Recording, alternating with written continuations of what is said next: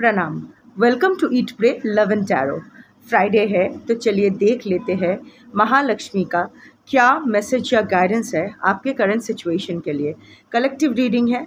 महालक्ष्मी की एनर्जी मतलब the energy of abundance. सो ये एनर्जी ऑफ अबांडेंस को सिर्फ एक डे में कैद करके रखना ठीक नहीं है, तो रीडिंग टाइमलेस रहेगी। जब भी जिसको भी इस मैसेज या गाइडेंस की ज़रूरत पड़ेगी ये वीडियो उसके सामने आ जाएगी। और एनर्जी को घंटा फ़र्क पड़ता है, आपका gender, zodiac, religion, sexual orientation क्या है। सो कोई भी देख सकते हो।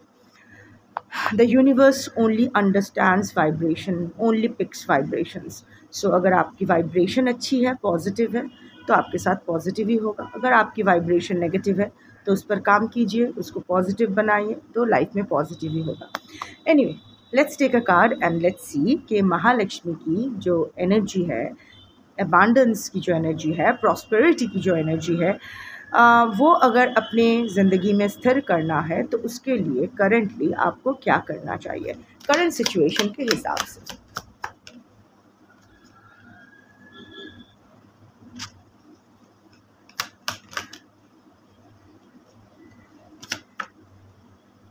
उड़ के गया। ओह वाह, कार्ड्स काफ़ी पॉजिटिव आए हैं। Okay, one second. Okay, so the first card is invite auspicious energy. अपने लाइफ से ना जितनी नेगेटिविटी दूर कर सको उतना ही बेटर है। आपके जो भी अबांडेंस, आप आप हाथ पैर तो बहुत मार रहे हो, आप एफर्ट बहुत डाल रहे हो अपनी फाइनेंशियल स्थिति को स्टेबलाइज करने के लिए, पर यहाँ ना पर इसके लिए ना आप ऐसे कुछ लोगों से शायद ऐसे कुछ लोगों को बर्दाश्त कर रहे हो या ऐसे कुछ लोगों से इंटरेक्ट कर रहे हो, ऐसे कुछ लोगों के साथ चीज़ों को बैलेंस करके चलने की कोशिश करो जिनके इंटेंशंस आपके लिए अच्छे नहीं हैं। और ये आप भी जानते हो कि वो नहीं चाहता है या चाहती है कि मैं मेरे लाइफ में आगे बढ़ूँ, फिर भी मुझे उसके साथ संबंध बना के रखना पड़ रहा है for any reason. Collective reading है, यहाँ पर्सनल एनर्जी पिक नहीं होती है, तो you have your reasons, you know that. But you know what, वो ना उसकी जो नेगेटिविटी है ना, उसकी जो हाई है ना, वो आपके जो एनर्जी, पॉजिटिव जो एनर्जी फ्लो है, जो स्पॉन्टेनियस एनर्जी फ्लो है, उसमें बाधा डाल रही है। सो पिक योर नेगेटिव पॉइंट्स कि कौन कौन से लोगों की वजह से कौन हर इंसान की दृष्टि अच्छी नहीं होती है। हर हाथ जो आपके लिए ताली बजा रही है, ज़रूरी नहीं है कि वो हर उस हाथ के पीछे जो चेहरा है वो बहुत खुश होकर आपके लिए ताली बजा रहे हैं। You never know. So you know what, अगर अगर ऐसा हो सकता है कि अगर एकदम अनअवॉइडेबल सिचुएशन है कि घर वाले हैं या ऑफिस में बॉस है जिसको आप अवॉइड नहीं कर सकते हो, so try to smudge yourself, try to अपना एनर्जी को हाई करने की, अपना एनर्जी को और पॉजिटिव बनाने की कोशिश कीजिए। जितना आप लेवल अप करोगे, सपोज़ वो इंसान ग्राउंड फ्लोर पे खड़े हैं और आप भी ग्राउंड फ्लोर पे खड़े हो, तो उसके लिए ना आपको आप पर हावी होना, आपके साथ झगड़ा करना बहुत आसान हो जाता है। एक नेगेटिव एनवायरनमेंट क्रिएट करना बहुत आसान हो जाएगा। बट अभी अगर आप फर्स्ट फ्लोर में चले जाते हो, वो ग्राउंड फ्लोर पर ही है, तो झगड़ा थोड़ा कम होगा। आप अगर एकदम 7th फ्लोर पे चले जाते हो तो वो ग्राउंड फ्लोर पे है, तो झगड़े की कोई बात ही नहीं है। सो एक तो physically and emotionally distance yourself from this person. इसके साथ कोई कॉन्फ्लिक्ट में जाना ही नहीं है। You don't need to explain your point of view to this person और टू दिस पीपल। ज़रूरी नहीं है, they don't need any of your explanations. उन लोग को बहुत अच्छे से पता है कि वो लोग क्या खिचड़ी पका रहे हैं आपके खिलाफ या आपके लाइफ में। सो वो लोग जानते हैं। सो उन लोगों को वो पैराग्राफ्स आफ्टर पैराग्राफ्स लिख के कि तुमने मेरे साथ कितना गलत किया, कोई ज़रूरत नहीं है। कोई कन्फ्रंटेशन में जाने की ज़रूरत नहीं है। अगर टोटली डिटैच कर पाओ, नथिंग लाइक दैट। अगर अनअवॉइडेबल है तो maintain a distance, physical, emotional and also financial. आप ऐसे किसी इंसान को फाइनेंशियल हेल्प मत करो जिसकी एनर्जी अच्छी नहीं है या आपके साथ कंपैटिबल नहीं है। ऑल्सो अपना एनर्जी के ऊपर काम करो, अपनी एनर्जी को लेवल अप करो। The more you do your job, the more you do your chantings, the more you work on your self, चाहे वो योगा हो, मेडिटेशन हो, whatever spiritual activities you are doing. क्योंकि आज मैं इतना तो जानती हूँ कि मेरे जो कलेक्टिव्स है ये लोग स्पिरिचुअल कलेक्टिव्स हैं, नहीं तो मुझसे नहीं जुड़ पाते।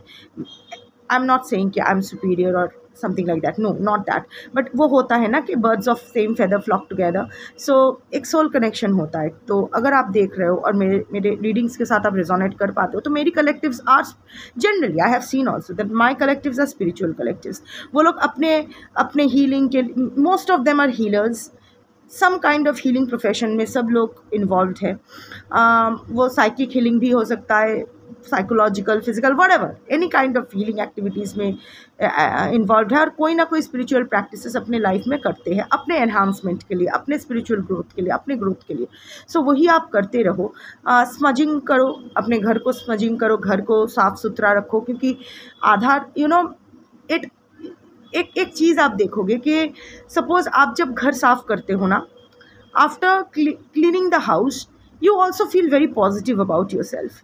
पर आप तो घर साफ़ कर रहे थे, अपने आप को साफ़ नहीं कर रहे थे, सो आप क्यों पॉजिटिव फील करो? Because that has a psychological effect.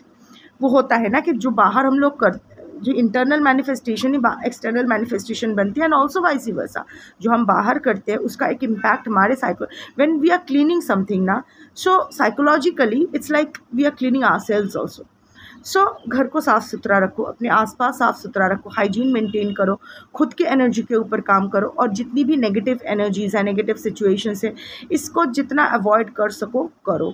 So that will help you invite auspicious energies in your life, that will lead to financial abundance in your life. क्योंकि लक्ष्मी की जो एनर्जी है ना, वो कैओस में नहीं रह सकती है। Second is wheel of Fortune, इसीलिए मैंने कहा बहुत अच्छे कार्ड्स आए हैं। सी, the fortune wheel is turning in your favor. Money luck is enhancing. You can expect, now you can expect more opportunities, more cash flow in your life, more abundance flow in your life. Um, you know,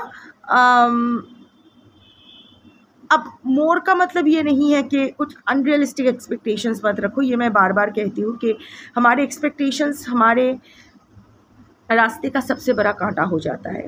expectation करनी बहुत अच्छी बात है, without expectation आप आगे कैसे बढ़ोगे? अगर एक बेंचमार्क सेट नहीं करोगे कि मुझे वहाँ तक पहुँचना है, तो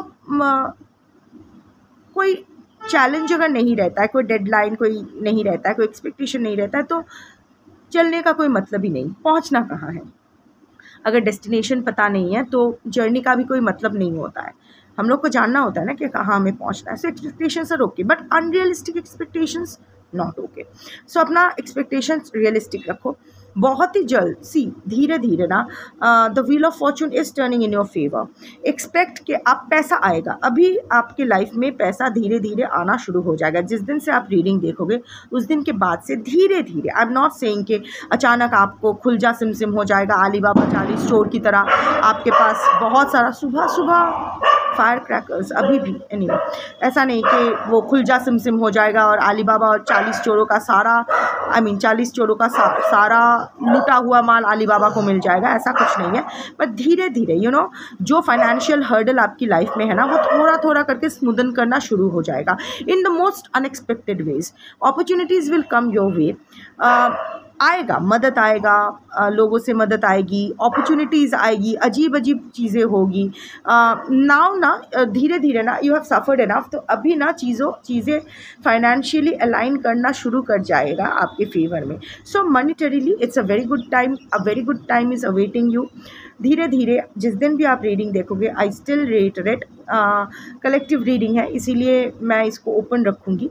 अपने अपने हिसाब से जिस जगह फंसे हुए हो पैसों के मामले में, धीरे धीरे पैसा आना शुरू हो जाएगा। आपकी फाइनेंशियल हेल्थ धीरे धीरे इम्प्रूव करने लगेगी, बहुत ही धीरे धीरे। Of course this will differ from person to person, collective reading है, किसी के लिए शायद बहुत ही दूसरे के कंपैरिजन में थोड़ा फास्टर हो जाए, किसी को थोड़ा सा स्लो हो, depending on your individual situations and your individual Karma, क्योंकि सभी कर्मा पर निर्धारित होते हैं। जब तक हम लोग अपना बैड कर्मा रिलीज़ नहीं करते, अपना गुड कर्मा के रिवॉर्ड हम लोग रीप नहीं कर सकते हैं। So but this card shows के your karmic purgation is almost over when it comes to your financial health. So अभी आपके जो गुड कर्मा के रिवॉर्ड्स है, फाइनेंशियल रिवॉर्ड्स है, वो आपको मिलना शुरू हो जाएगा. But planning is very important. ये आपको थोड़ा सा माइंड में रखना पड़ेगा.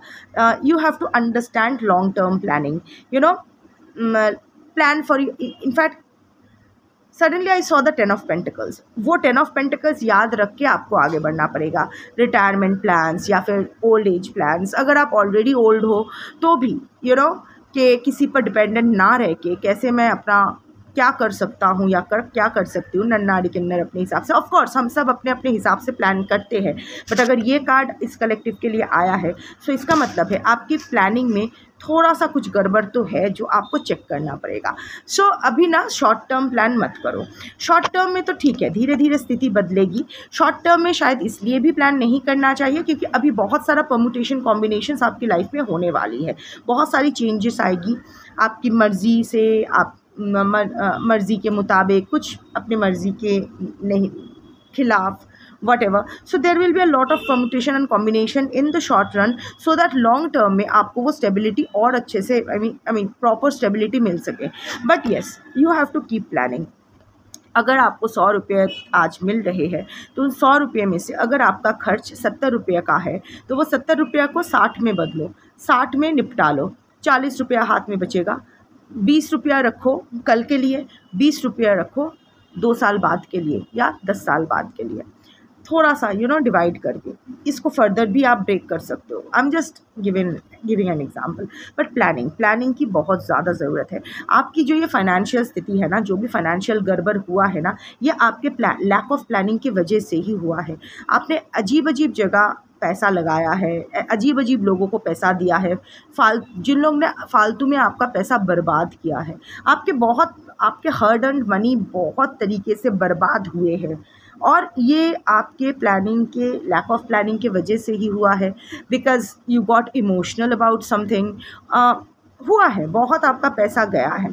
सो अभी वो मत कीजिए. अब ऐसा नहीं है कि आप प्लान नहीं कर रहे हो, but like I said, I am repeating again, आपके प्लानिंग में थोड़ा सा कुछ रीटेक्स लेने की ज़रूरत है, रीलुक लेने की ज़रूरत है, रिवाइज करने की ज़रूरत है. So right now plan for long term. और अगर लॉन्ग टर्म प्लान्स ऑलरेडी आपके पास है तो उसको थोड़ा सा एक रिवाइज करो, क्योंकि कुछ तो गड़बड़ है दया. उसको पॉइंट आउट करके उसको अगर रफू कर दोगे तो आपकी एकदम लाइफ एकदम 10 ऑफ पेंटिकल्स की तरह झकाझक हो सकती है. हो जाएगी नहीं, इट्स माई बैड, हो सकती है, depending on your individual energies. That's your reading for today. Thank you for watching. जय महालक्ष्मी. शंभो.